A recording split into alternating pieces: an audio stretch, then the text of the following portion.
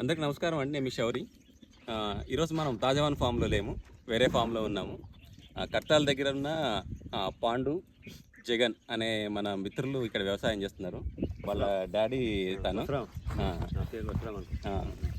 So ఇక్కడ మీరు చూస్తున్నంతా కూడా ఈ పొలం అంతా కూడా మొత్తం ఎడ్లతోటే వ్యవసాయం చేస్తారు, ఎడ్లతోటే దున్నుతారు. అయితే వీళ్ళు పల్లి వేశారు.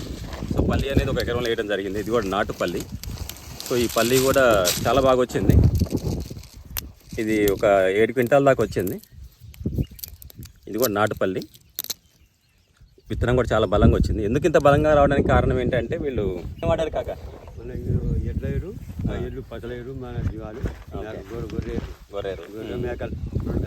Okay okay. ఏమి ట్రాక్టర్ ఏం వాడరు ఇక్కడ, మా ఎడ్లతోటే దున్నుతారు. చాలా మంచిది కాక. ఇట్లా ఈ రోజులు ఎవరున్నారు అట్లా చేసేటోళ్ళు? ఎవరు లేరు, చేస్తలేరు. నాలుగు చేస్తే ఎవరు చేస్తలేరు. Okay okay.